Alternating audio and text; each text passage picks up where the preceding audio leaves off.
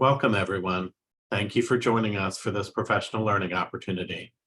I am Scott Mathias from NCEA, and I will be facilitating this webinar today. Just a few housekeeping notes as people are joining. If you have questions during the presentation, feel free to use the Q&A or chat windows. We will be monitoring the questions and will try to answer them all in the allotted time. After today's webinar, I will email everyone a link to the recording, as well as an online survey. Today's webinar, When and How to Schedule Your Meetings, Meeting Etiquette, is being led by Sister Dale McDonald, Vice President of Public Policy for NCEA, and Jennifer Daniels, Associate Director for Public Policy, Secretariat of Catholic Education at the USCCB. Before I turn it over to our presenters, let us begin in prayer. In the name of the Father, and the Son, and the Holy Spirit, amen. Heavenly Father, we come to you today asking for your guidance, wisdom, and support as we begin this webinar. Help us engage in meaningful discussion, allow us to grow closer as a group, and nurture the bonds of community. We ask all of this in Jesus' name, amen. In the name of the Father, and the Son, and the Holy Spirit, amen. Sister Dale and Jennifer, thank you for joining us today. Thank you, Scott, and thank you all who are joining us. I'm Sister Dale McDonald. As Scott says, I'm the Vice President for Public Policy at NCEA, and Jennifer and I work closely together, and then with other people on the USCCB staff, as well as our private school counterparts at the Council for American Private Education. So I'll have Jennifer introduce herself, and then we'll move along. Hello, I'm Jennifer Daniels. I'm the Associate Director for Public Policy for the Secretariat of Catholic Education at the USCCB, and my focus is federal education programs in our K-12 schools. So what we'd like to cover this afternoon is specifics about how and when to schedule your meetings, what to expect during the meeting, a little bit of meeting etiquette, and then questions. If you do have questions, please put them in the Q&A box or the chat box, and we'll monitor both of those. And if they start piling up quickly, we'll try to answer some of them as we go. Some of them may be answered in successive slides, so we'll take a look and see if we're not going to cover it, we'll answer. Otherwise, we'll move it to the end. So here we begin. When to schedule your meeting. We know that the people we'll be meeting with, and you will be meeting primarily with staff people. And the staff people are extremely important. They're the ones who actually handle the legislation as it's being formulated, and are pretty influential with their members. So it's good to get yourself in a position where you maybe establish a relationship as you're meeting with the staffers at this time, so that if there's follow-up, you know the person to go to. So because of the schedules that the legislative branch may be having, they're reluctant to schedule anything too early. We also know right now that several of the offices are not open. Their staffers are working from home. There's supposed to be opening up soon for full access to the office, but right now we're not sure when that's going to happen. We will keep you apprised as we move along. So we're better waiting until October to make the request for a meeting. They'll have a better sense of their own schedule. But, in the meantime, we gave you some things to think about last time. And again, this time we'll give you some prep work. Be working on that so that when October comes and you're scheduling your meeting, you're ready to go. The House and Senate are scheduled to go into recess the 30th of September, as we say here, if they pass the continuing resolution. The CR is what's going to keep the government open. The federal budget runs out on September 30th, and the 1st of October starts the next fiscal year. So if they don't get a CR passed, we could likely look at a shutdown. So I don't think in this election cycle, anyone's too anxious to have a shutdown. So most likely they will get it passed, but stranger things have happened. So what we're going to talk about in the next couple of slides can be found spelled out in more detail on that PDF form that we sent you. As a one-pager that has how to schedule meetings, step 1, 2, and 3. So if you have that, you may want to jot notes on it while we're working. Otherwise, look at it again afterwards. So the first thing is to find your members of Congress. The easiest way to do that is to use the voter voice system. And you can find that on the web link here, the USCCB site. And you simply enter your zip code. You can do it in your own home, or you can do diocesan office. And that brings you to a site that tells you who the members are, who are your congressional people, who are your senators. And from there, then you can go to each of the members that are listed. And it's important to click on those sites, figure out what the senator or the representative looks like. It's possible that some of them, particularly if they have committee assignments that are engaging at the time, some of them may be there, and you may run into some of them in an office or in a hall. Know what the person looks like that is your representative. And then besides looking at pictures, you have the other contact information. So who you will need to look at in terms of finding the contact information. And then also some information that's personal about them. It's really important that we try before we get there to know enough about their background, what kind of committees they belong to, and things of that sort, that you have a frame of reference. It's important to know what issues are big on your members' radar screen, and maybe what issues to avoid because they're not interested, and you may get into territory you're not prepared to do. So the official Senate or House website has each of the members' websites, and that gives you a lot of the information you're going to want to know. In addition to personal information, there are the various things that they're involved with through their various committee assignments. And then these are the particular things to pay attention to. How long have they been there? Is this the end of their first term and they're home trying to get reelected for another time? If they've been, a veteran, as we call it, not military veteran, but a long-term member of Congress, what positions they have now. They may be now on this committee, but they were for several years on one of the other committees. And then even to try to get a sense about them, might they have some affiliation for Catholic schools? Might they be particularly interested? Maybe find out what parishes are located in some of their districts so that you can say, invite them to your school or to another school that's within their jurisdiction. So it's getting all this background and to be able to refer to it, at least mentally, while you're talking with the people there, and be able to make links and connections with what they say to you during the meeting and what the member's background might be. So these are the key committees that are important, particularly for those of you who will have a member that's on them. The Senate Appropriation. So in the Senate Appropriations Committee, that's where the actual who gets what kind of money in which department. The Finance Committee, the Health and Education, Labor, the Health Committee, that's primarily the one we deal with. The Approps and Finance are important if we're looking at trying to get new money, but with the way that Congress has been going lately, the budget is generally a rollover with these CRs rather than a whole new appropriation starting from scratch. But the Health Committee, HELP, Health, Education, Labor, and Pensions, is the most important committee. That's where you have our schools being treated.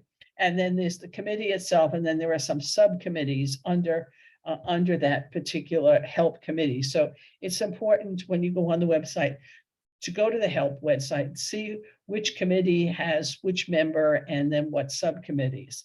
And then in the House, the Appropriations Committee, the Ways and Means, all financial bills start first with Ways and Means and then go through approps. But the Education and Labor Committee are important for us. The leading chair of the House Education and Labor Committee is not particularly friendly to private school education, but the ranking member is.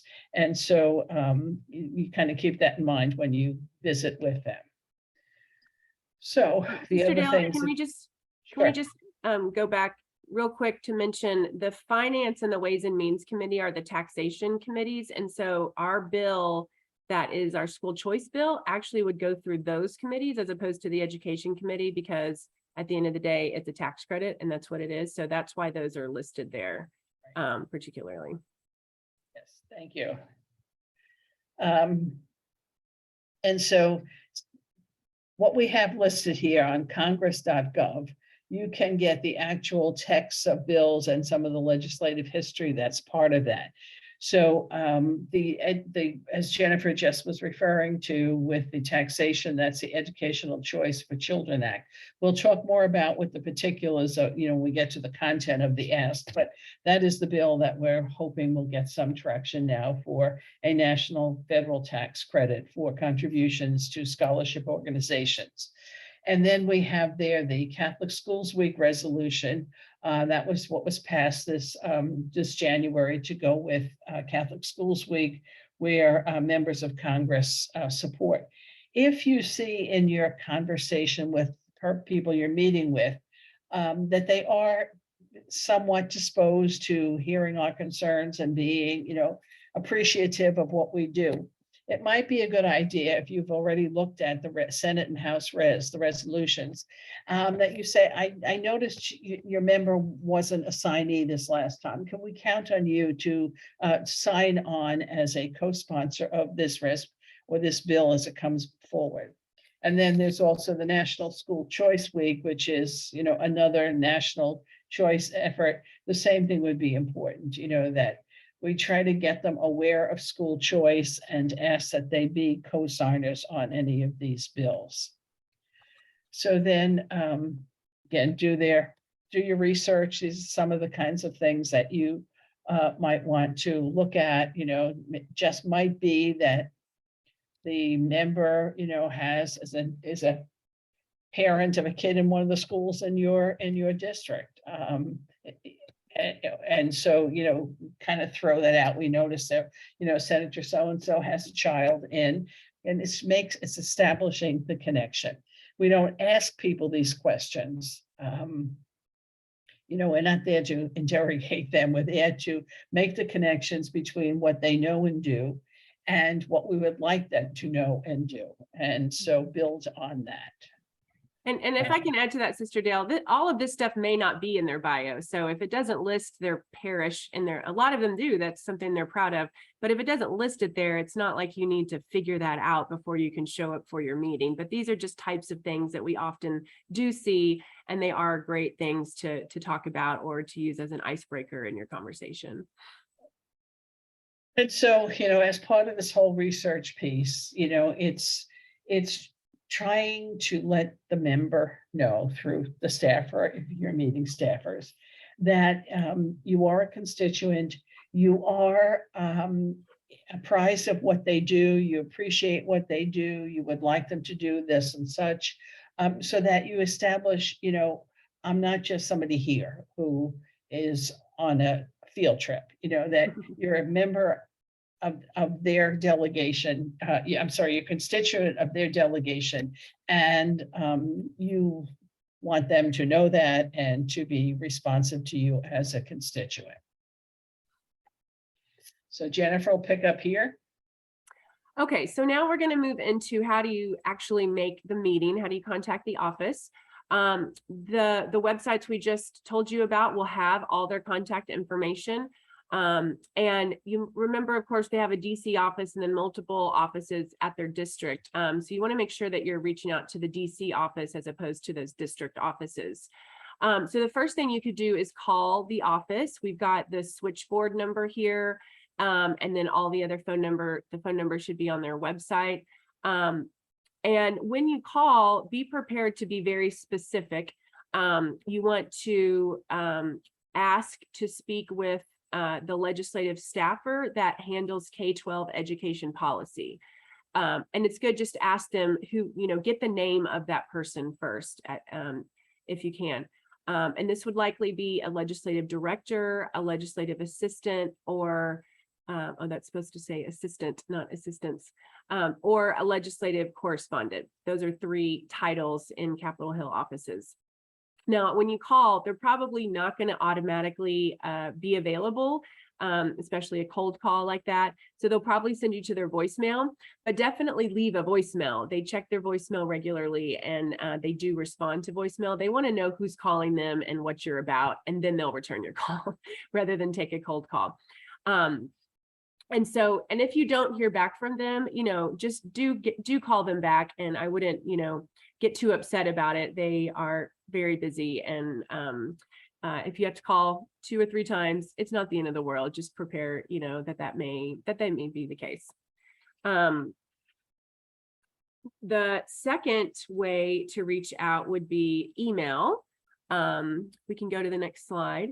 Now, when you call, and if you leave a voicemail, the staff assistant that answers the phone often says, look, they're out, or maybe they don't check their voicemail, and it's much better to just email them. And they usually are pretty happy to give you email addresses. It's not a super secret, because as is listed here, all the emails are very generic. So everyone knows what the emails are. If you have their name, they'll give you the email. So this is kind of the Senate and the House generic format. So once you call, make sure you get that name first. And then if for some reason you do have trouble getting a call back, you can send an email, or you can just automatically send an email, either way. But both of those ways are appropriate. Jennifer, I noticed with the Senate emails, because the link is in there, between the first name and the last name, it should be an underscore. Yeah, it's an underscore. It's kind of hard to see that. that got blocked out with the.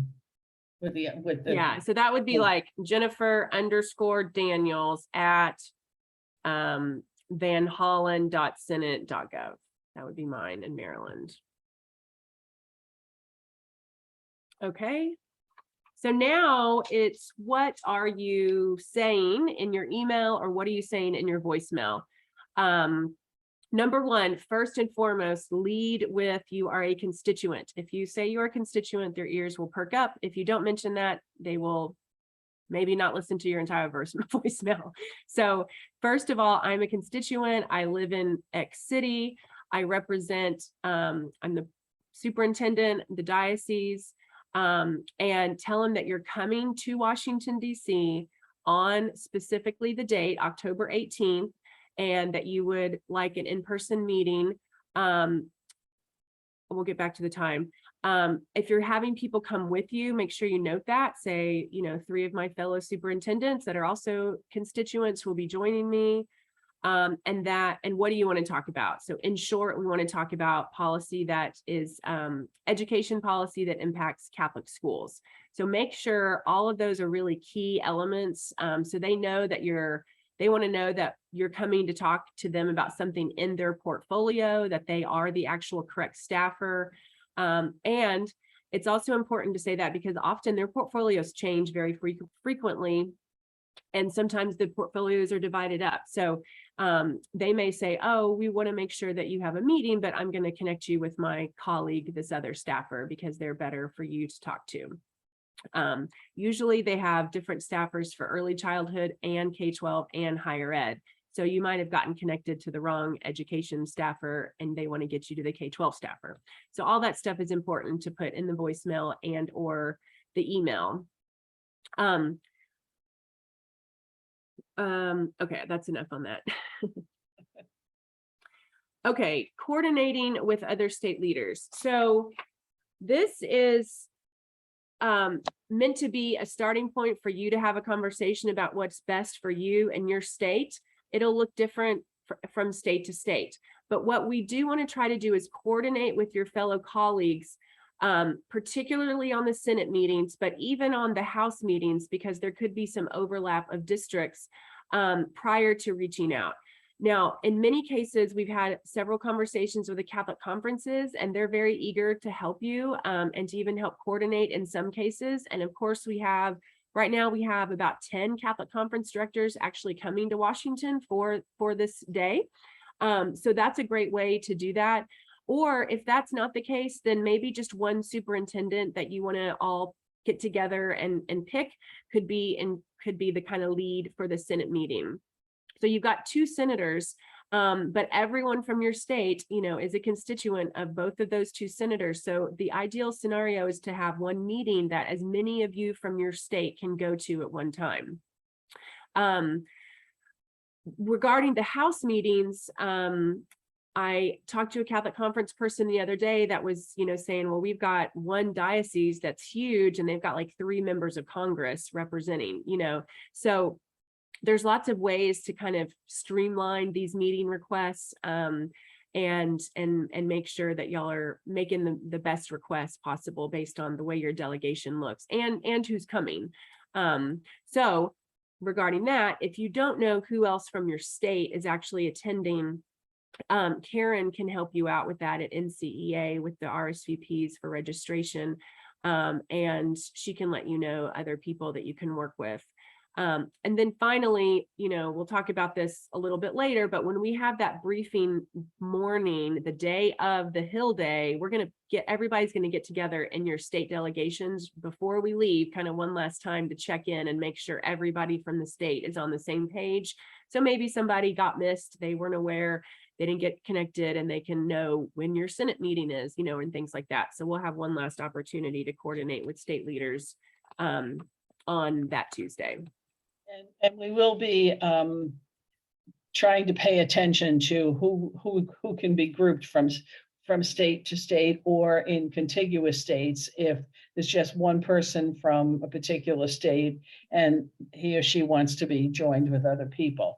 That's why it's important, that the registration is done early so we know who's coming from what state at least. And then we will be asking you to fill out a form when you get an appointment. So that perhaps we can then coordinate those and see, well, if 2 people have made the same appointment, maybe we can work with you to cancel one and both go to the other, that kind of thing. So as soon as you get your appointment scheduled, it'll be important to have us at Karen, particularly at NCEA, to get that information. Mm-hmm. Okay, so this leads us to one other kind of logistical item regarding scheduling your meetings, which is please log your meetings when they are confirmed on a little Google form that we made. It's real short and sweet. What day is your meeting? Or I'm sorry, we all know the day. Who do you have a meeting with? What time is your meeting? Things like that. And your phone number is on there too, which is very important for any last minute changes. So with this Google spreadsheet, we can most likely share this with other people so other people know when other meetings are going on. But this is going to be really important so that we can make sure that there's coordination between the state delegations. We can make sure that those Senate meetings aren't listed there twice. If we see a Senate meeting listed twice, we can say, oh, we need to maybe fix this. And then, there may be some people that have a hard time getting a meeting. Maybe it just doesn't work out. And so if we know that someone didn't get a meeting, we can show them this list of meetings and say, is there one of these that would make the most sense for you to go to? And then I would expect some last minute changes, some last minute cancellations, who knows, something crazy always happens on these Hill days. So if we have this list of all these meetings, and then someone calls and says, oh, my staffer just canceled on me, we can say, oh, well, there's a 1 o'clock down the hall. Why don't you try to join in that one? Things like that. So that's just going to help us all with coordination. And so as soon as you get those scheduled, if you can log those on, log that sooner than later rather than waiting till the last minute, because we also want to have a sense of how kind of spread out our meetings are and how diverse the meetings are. And next week, when we talk about logistics, it'll be very, very important to have a sense of, how late the meetings are going, how early they're starting when we get into transportation and logistics as well. And I will just mention, there's not a hard and fast rule for this, but something to think about as you're scheduling is you don't want to have meetings all over the place. So if you get that Senate meeting scheduled first, let's say, and you're going to be on the Senate side, then you might want to try to get that second Senate meeting scheduled about the same time. And you don't want to go from the Senate side to the House side and back to the Senate side if you can possibly avoid it. Sometimes you have to, it's just the way it works out. But if you're going to say, I'm going to try to get my Senate meetings between, let's say, 11 and 1 or 11 and 2, and then I'm going to try to get tell the staffer that I like my House meetings between 2 and 4. You can do something like that. So that's something to think about when you are reaching out to them. Right, Sometimes because it's a long walk on the first one that is confirmed. Right, and it's a long walk from one side of the hill to the other. So, you know, in the old days, you could ride the subway, but you can't do that anymore. You've got to hoof it. So scheduling it together is important. As we're going, I'm looking at some of the chat stuff here, and we will be discussing the particular topics in the next section as we know them at that point, and there may be some change.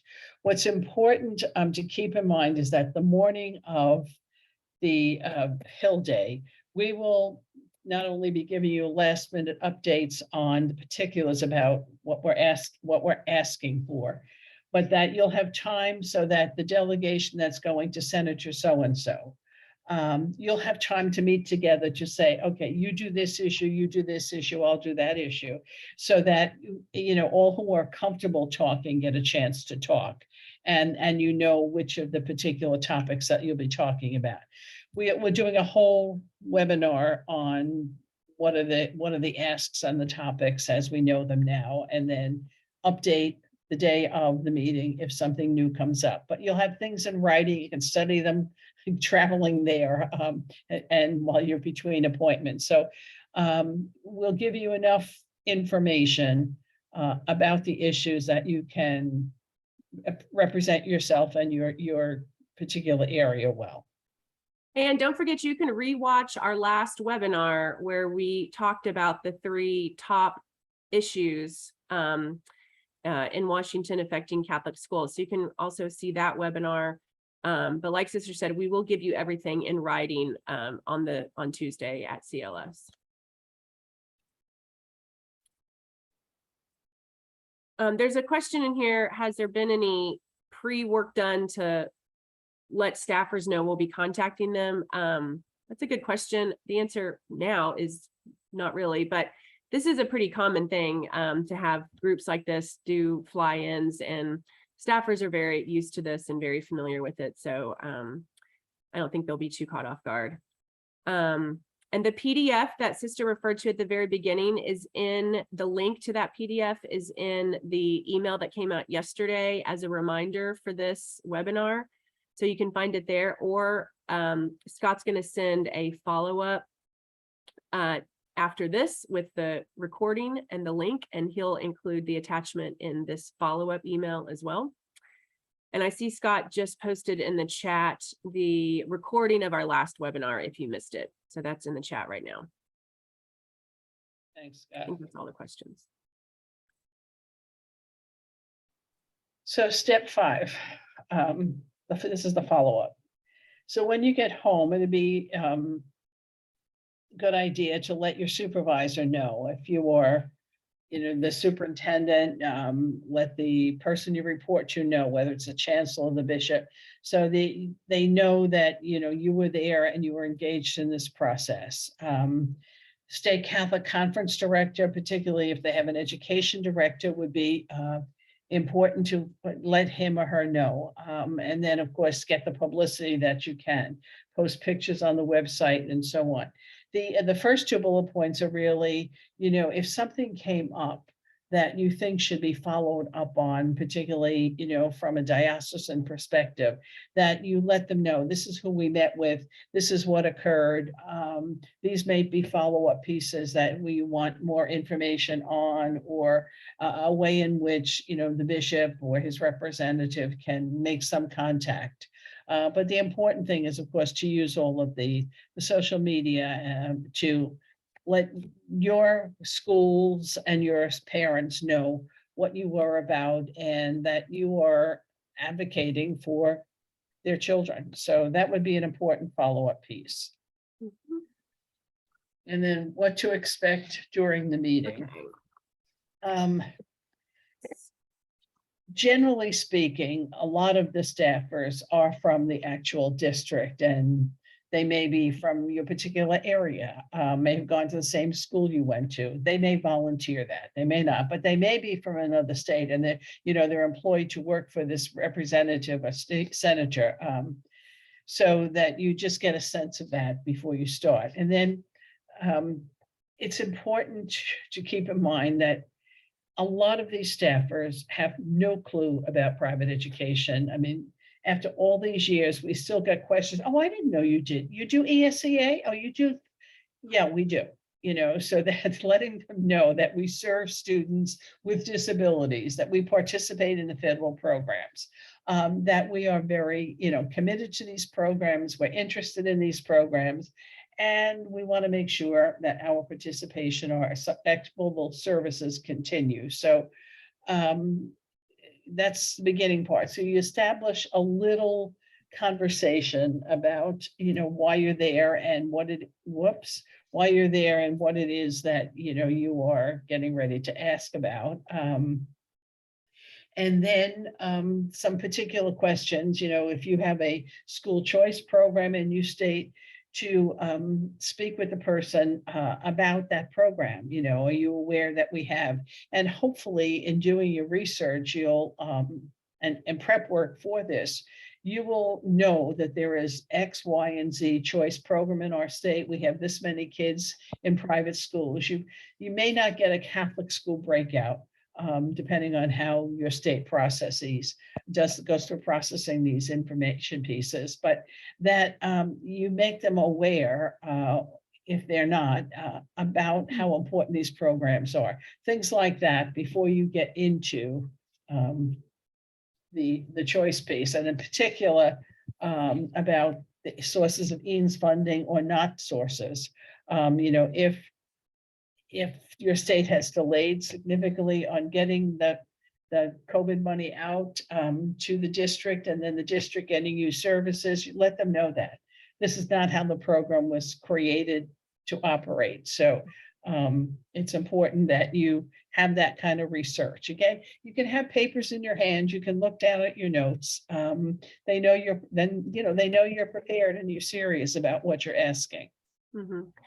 And if you go back 1 second, as you are kind of assessing how much the staffer does or does not know about what you're about to talk about, we are also going to provide y'all with some background material that is just going to be an FYI for the staffers. So we'll be providing a folder for everyone. And in that folder, there's going to be information about ESSA, information about COVID programs, information about school choice, like very generic information. So if they really have no idea about school choice in general, or they're not familiar with the fact that Catholic schools have been participating in ESEA, since its inception, we'll have a little backgrounder in there. So that way you don't have to go off our talking points. You don't have to start from scratch with the staff, where you can say, yeah, we're going to talk to you about some specific items regarding ESEA, and in your folder, here's some background information that you can read later, and you can leave that there with them.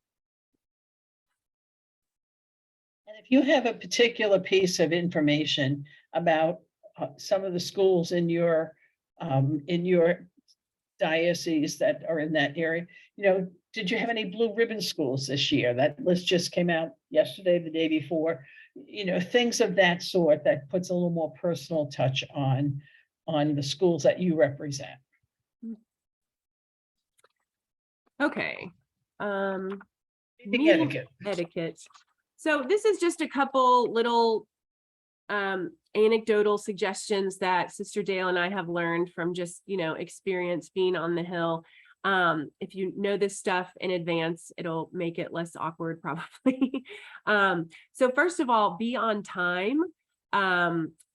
Capitol Hill buildings are very large. There's 6 very large buildings. They're interconnected, but you might have to leave and come back in. There's security. So plan to give yourself time for all of those things. Don't show up outside the Rayburn building, at 1:59 for a 2 o'clock meeting. It's going to take you 6 or 7 minutes to find the room, and then you have to get through security. So give yourself time. And don't schedule your meetings back to back so that you have time to go from meeting to meeting. I wouldn't schedule more than 1 meeting in an hour, honestly, unless they're in the exact same building. So staffers have meetings usually back to back. So when you get there, confirm the allotted time that you have, because quite honestly, it could be anywhere from 15 minutes to 45 minutes. You never know. But you know what your schedule is and where you need to be next as well. So before you even start the meeting, just say, oh, okay, do you have a hard stop at 2:30, or I need to make sure I get out of here by 2:30 because I have to run over to the Hart building after this. So just kind of set the stage for when this meeting is going to end, and that will help keep the meeting on track too. Be flexible. Particularly in the house, they don't have a lot of meeting space. These rooms are tiny. And when you walk in, you'll probably be kind of cramped in the lobby, and then they'll direct you somewhere. You may actually meet in the lobby. You may meet outside in the hallway. Don't be offended by that. It's very, very common. And even members of Congress do meetings in the hallway on a regular basis. It's very common. So don't think that they're, sliding you by any means. And in the Senate, they have a lot more space. So you may be going from one room to another, and they may be taking you all over in the Senate. So just be ready to be directed. Take some time for small talk, but don't overdo it.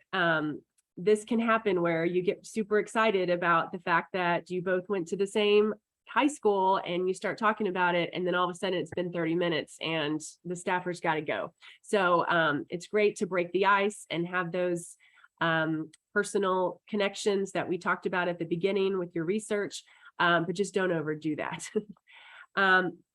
Stick to the issues. Same thing, you can get off topic on a personal conversation, but you can also get off topic because you both saw a news story as you were walking in, and, oh, can you believe this is happening, in Russia, whatever. Well, that's great.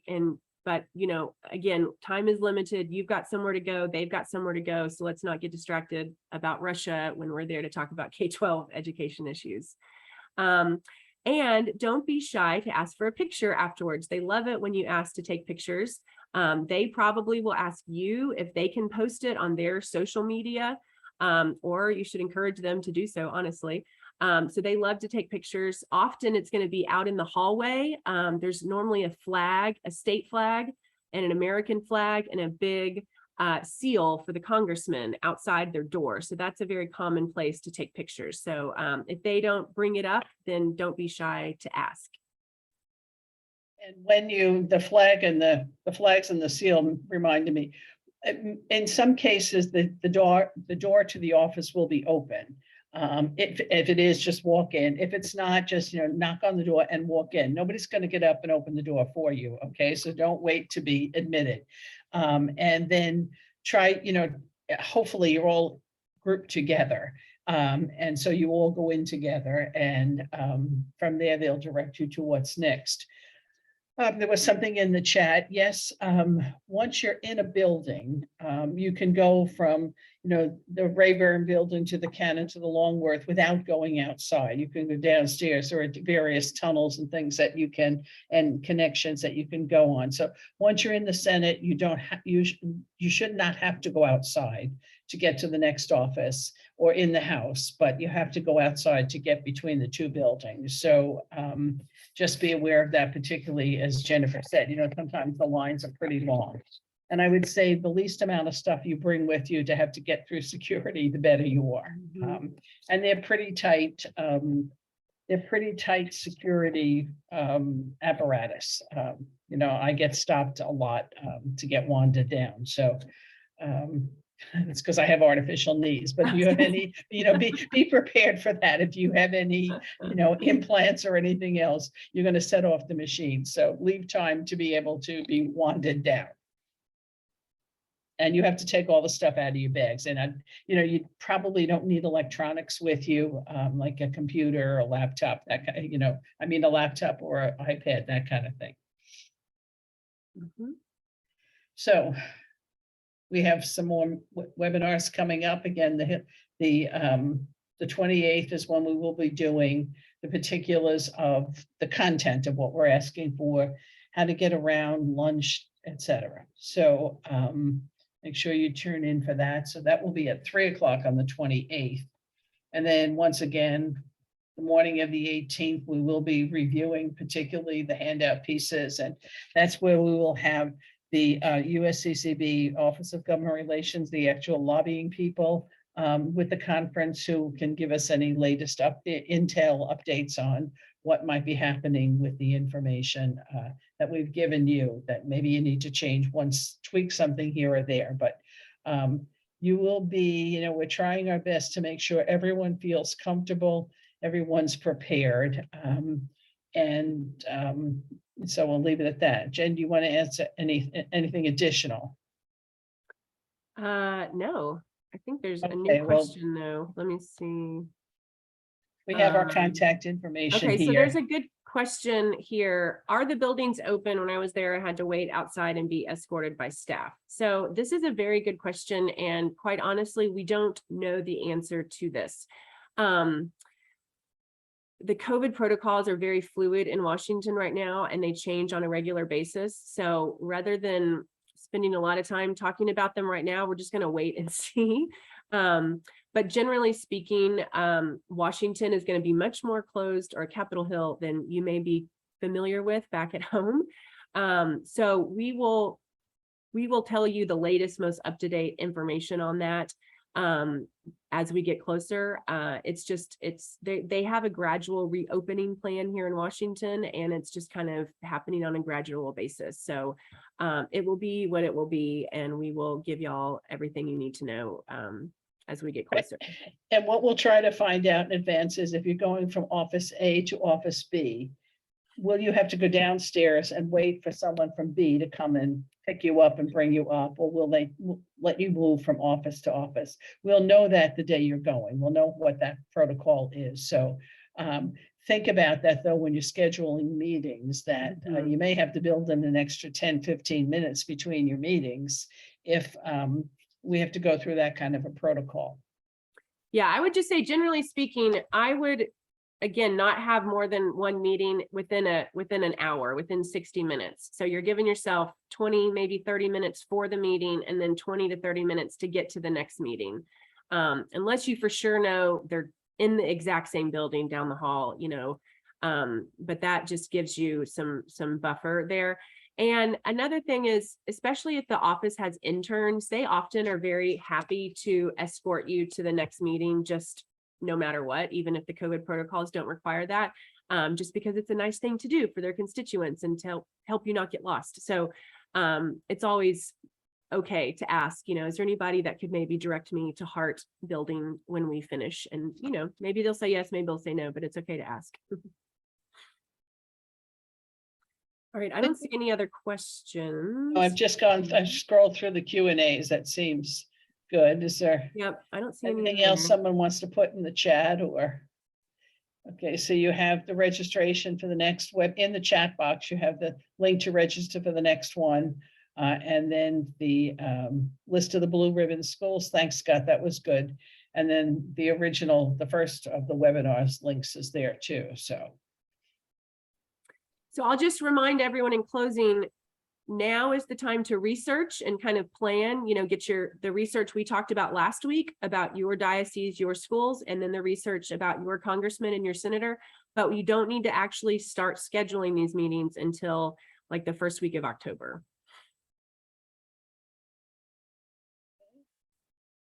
Well, since there's nothing else, we will bring it to a close. So thank you all for being with us, and we look forward to seeing you quotes on the next meeting, and then obviously to be, oh, whoops, we've got one more Q&A jumped up. Are there any good building maps to navigate? Yes, and those will be have that in your packet, but you can also go on the House website or the Senate website and pull up a map if you're trying to figure out which office is near which office, that you can get that. And maybe, we could send that out in the next, we could send a link to those. That's also going to be a topic of conversation in our next webinar when we talk about navigating Capitol Hill, and we will put the map on the webinar and go over the buildings with you on the webinar next week.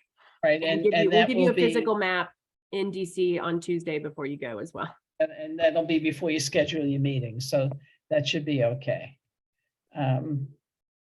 Okay, any last minute? No. Okay, well then we'll say goodbye and wish you all a good rest of the day and rest of the week, and we'll see you in 2 weeks. All right, thank you. Bye.